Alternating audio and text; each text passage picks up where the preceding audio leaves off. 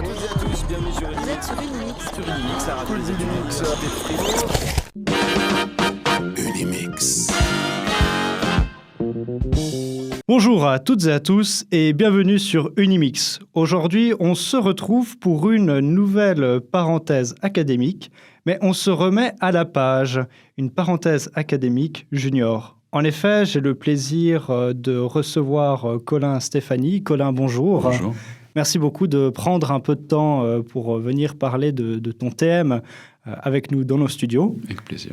Car effectivement, nous allons parler aujourd'hui d'un travail de maturité, car cette année, en 2024, il y aura justement le concours des maturités ici à Fribourg. Donc, Colin, tu as réalisé un travail qui était un peu sur le Bluetooth, en quelque sorte, et tu l'as intitulé Meshlink. Meshlink, désolé. Donc, est-ce que tu peux nous l'expliquer en quelques mots ? Donc, c'est un projet qui vise à la communication décentralisée. C'est-à-dire que dans les cas classiques, type WhatsApp, quand on envoie un message à quelqu'un, le message il va toujours passer par un intermédiaire, un serveur qui n'est pas à nous. On n'a pas le contrôle dessus. Et ça implique que les données qu'on envoie pourraient être lues ou censurées. Dans le cas d'une communication décentralisée, chaque utilisateur agit à la fois comme client et comme serveur, et ça implique que via des procédés cryptographiques, toutes nos données sont chiffrées bout en bout et ne sont pas accédées par des tiers. Le cas de mon thème ici, c'est de faire une communication via Bluetooth, qui est une technologie de transmission de données à courte distance, contrairement au réseau mobile quand on a la 4G par exemple. Du coup, pour remédier au problème de distance, il y a un système de relais qui est implémenté. Donc, supposons que je vais envoyer un message à quelqu'un qui est trop loin, mais qu'entre moi et la personne, il y ait d'autres personnes qui utilisent l'application. Le message va d'abord être envoyé à tous les relais, et chaque relais refait passer le message, un peu comme une espèce de course à relais où on donne le bâton au suivant qui va le donner à celui d'après. Donc, c'est à peu près ça dans les grandes lignes. Mmh. J'avais beaucoup aimé l'accroche de ton thème parce que tu commençais justement en disant un peu vraiment l'importance qu'a cette messagerie. Tu citais notamment les arrestations qu'il y avait eu à Hong Kong. Donc, c'est genre plus de 12 000 de personnes qui ont été arrêtées justement parce qu'on avait réussi à lire leurs messages. Et donc, avec ton projet, en quelque sorte, on arrive à faire des communications locales. C'est ça. C'est pas mon projet en particulier, c'est plutôt une méthode de communication généralisée qui utilise un peu les mêmes procédés. Mais à Hong Kong, effectivement, ils avaient utilisé quelque chose comme ça pour outrepasser les censures du gouvernement et pour pouvoir quand même organiser les manifestations entre les étudiants. Mmh. Donc, c'est un peu la redécentralisation, comme tu l'avais dit, donc le Internet of Things. Est-ce que tu arrives à définir aussi un peu ce que c'est ça ? Alors, la redécentralisation de l'Internet, c'est un peu un terme que j'ai inventé, mais c'est un concept un peu actuel qui dit que l'Internet de base, quand il a été conçu pour être décentralisé. Donc, c'est-à-dire que tous les services sont interconnectés et à la fois interdépendants, du coup. Sauf que de nos jours, les services qu'on utilise sur Internet sont justement centralisés, puisqu'on a toujours ce concept comme WhatsApp avec un serveur qui va toujours faire l'intermédiaire entre nous et nos données. Et ce concept de redécentralisation, du coup, c'est de faire utilisation de l'Internet comme un service, comme une plateforme pour des services décentralisés. Et du coup, j'ai entendu aussi que tu avais mentionné l'Internet des objets. L'Internet des objets, ça se rallie un peu à cette mode de redécentralisation. C'est en fait le lien entre beaucoup d'appareils connectés. C'est-à-dire que, par exemple, dans une maison, les appareils domotiques, les stores connectés, les capteurs de chaleur, les lumières qui s'allument le jour ou la nuit, ça, par exemple, ça fait partie de l'Internet des objets. Mais ça s'applique aussi au domaine de la médecine, par exemple. On a des capteurs cardiaques connectés. Ça s'applique vraiment à plein de domaines et c'est donc l'interconnexion des objets, en gros. Excellent, oui. Et justement, en fait, c'est quand même un sujet très très pointu en quelque sorte, pour quelqu'un du collège, du gymnase, du lycée, comme on dit chez nous. Comment est-ce qu'en fait tu en es venu à ce projet? Alors déjà, pour choisir notre travail de maturité, on nous propose des séminaires. Donc c'est des thématiques un peu génériques sur lesquelles on devra travailler. Celle que j'ai choisie, c'était l'Internet des objets, d'où du coup, voilà. Et ensuite, il y a une phase de brainstorming d'idées. Juste, je cherche à la maison, je discute avec mes proches, notamment mon père qui m'a pas mal aidé sur ça. Il y a des idées qui sont venues et celle qui est ressortie, c'était une idée de décentralisation d'un service. Et la première idée qui m'est venue en tête lorsque je me suis dit qu'il fallait décentraliser quelque chose, c'était la messagerie. Et après, il a fallu penser aux différents modes de transmission. Comment est-ce qu'on transmettrait des messages décentralisés? Et après, les idées sont venues petit à petit et un projet s'est construit. Et donc là, on arrive à 60 mètres, si je me rappelle bien, en tout cas avec le matériel que tu avais utilisé. Donc en fait, tu as une application maintenant, techniquement, qu'on pourrait utiliser maintenant. Et je crois que tu avais noté tout à la fin que tu aimerais l'utiliser durant une des fêtes de ton collège. Ce serait un cas de test qui serait pas mal, oui. Mais 60 mètres, même avec même le relais. Alors les 60 mètres, j'avais fait quelques tests dans ma résidence devant chez moi. Les 60 mètres, c'était en ligne de vue, un appareil à un appareil. Si on multiplie ça par le nombre théorique de sauts maximum, c'est une valeur empirique que j'ai définie dans l'application pour éviter de surcharger les réseaux, de 12 sauts, c'est-à-dire que pour faire 60 mètres x 12, on arrive à 720 mètres. Donc ça serait la valeur théorique maximum.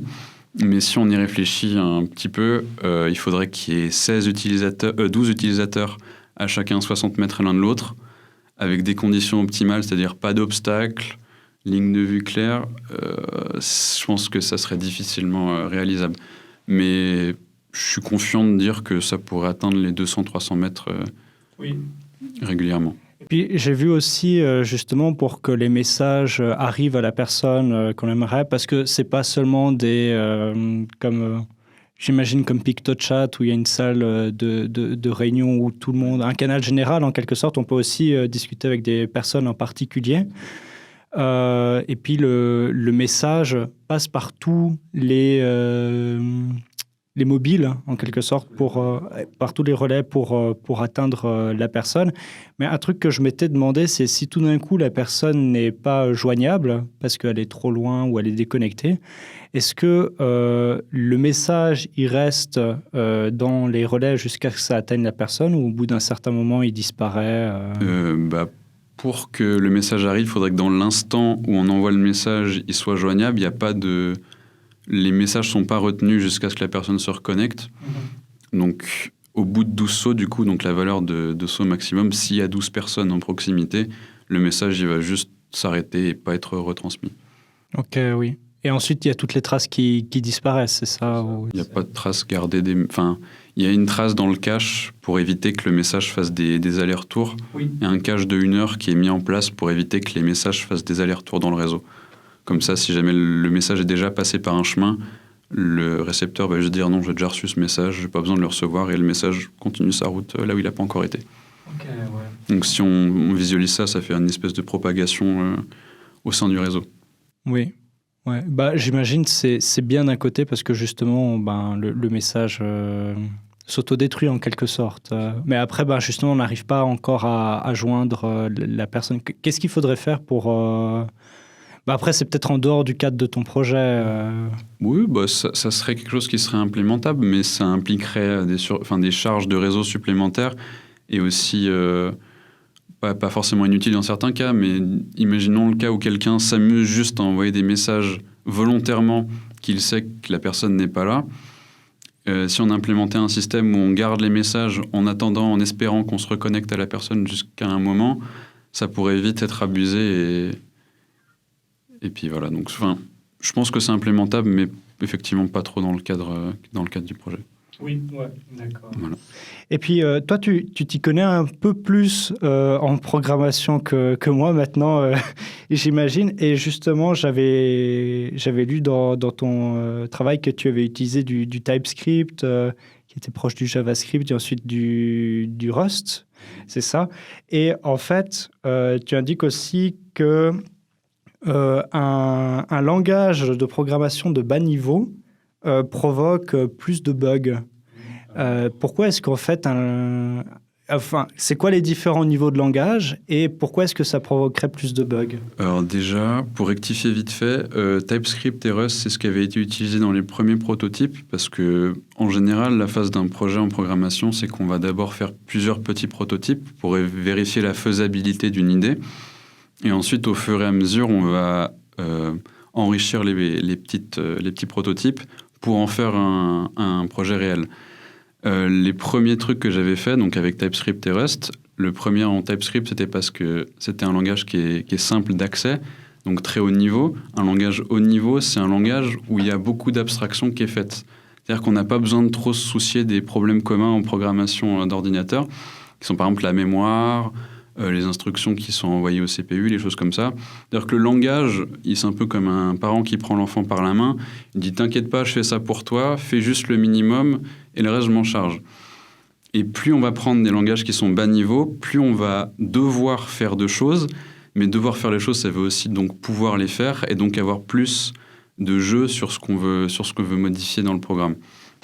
Donc ici, en Rust, donc qui est un langage plus bas niveau que TypeScript, j'avais fait un petit proof of concept, donc un prototype, qui fonctionnait, mais qui avait beaucoup de problèmes parce que y avait des choses que moi, je devais gérer moi-même, mais que je gérais mal ou moins bien que si ça avait été fait par un langage de haut niveau. Voilà.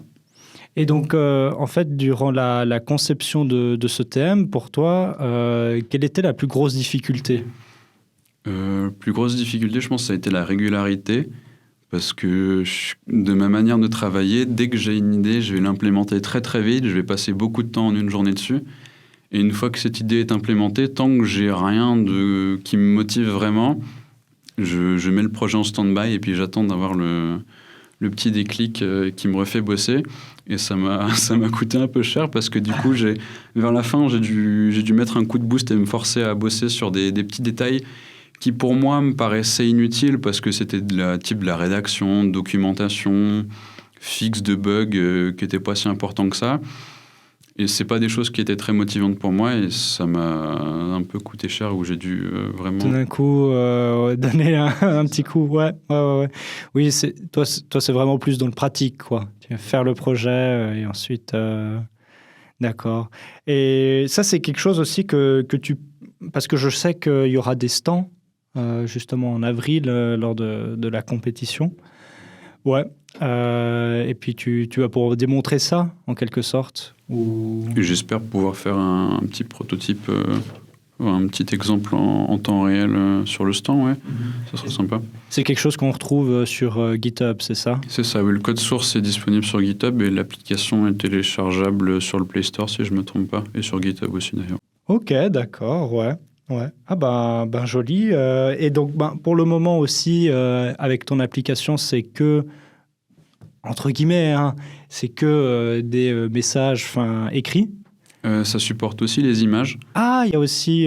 ça supporte les images. Mais c'est jusqu'à 16 mégas, c'est ça? Ça, ouais. Ça, c'était quelque chose que j'avais défini parce qu'il y avait eu ce problème de quand on envoie des grandes quantités de données, parce qu'une image, c'est plus grand que juste un message texte. Le Bluetooth supporte nativement pas des grandes quantités de données. Il supporte que, je crois, c'est 512 bytes. Donc, pour un message texte, 512 bytes, ça va encore. On peut écrire un petit paragraphe. Mais pour une image, ça marchait pas. Du coup, ce qu'il a fallu faire, c'est que j'ai dû segmenter les messages. Donc, couper, imaginons qu'on ait une image, couper l'image en plusieurs morceaux et les envoyer un à un à l'autre appareil, qui lui, ensuite, après les avoir reçus, va les réassembler tous ensemble pour avoir l'image. Et ces 16 mégas que j'avais mis, c'était pour éviter qu'il y ait des trop grandes quantités qui sont envoyées et que ça surcharge le réseau trop vite aussi. Ok, excellent. Joli, pas mal du tout, tout ça. Donc, bravo pour ce travail Mashlink. Vraiment impressionnant, surtout pour un travail de Mathieu. J'ai vu que ça t'a pris plusieurs centaines d'heures, quoi. Quand même, oui. C'est... C'était assez marrant parce que sur le headline de Kotlin, donc le langage que j'ai utilisé, c'était A programming language that makes developer happier. Puis quand j'ai lu ça, j'avais fini mon travail de maturité, j'ai lu ça pour faire ma présentation. Sur la page d'accueil, j'avais le truc, vu le nombre de cheveux que je me suis arraché en faisant ça, je pense pas que ça soit vrai. Mais ma foi, bon. Mais oui, c'est quand même un projet qui m'a pris beaucoup de temps et donc je suis relativement fier. J'ai quand même quelque chose qui est fini à la fin, quoi. Mhm. Voilà. Oui, ça c'est cool quand même d'avoir pu aboutir à concret, quelque chose. Ouais.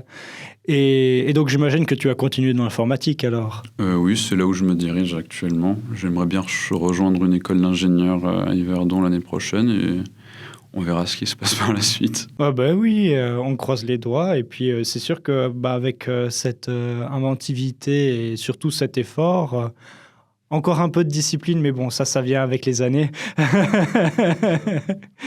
Tip top. Merci Colin en tout cas Merci de beaucoup. nous avoir rejoints et nous avoir présenté ton projet. Merci à vous. Et puis on se retrouve peut-être en avril pour voir. Et puis je te tiens les pouces. Hein. Il faudra le vote du public, je vous attends. Merci bien. Top. Alors à tout bientôt et bonne chance pour la suite. Merci beaucoup. Et merci à vous de nous avoir écoutés pour cette nouvelle parenthèse académique junior cette fois. On se retrouve tout bientôt pour d'autres interviews. À tout bientôt sur Unimix.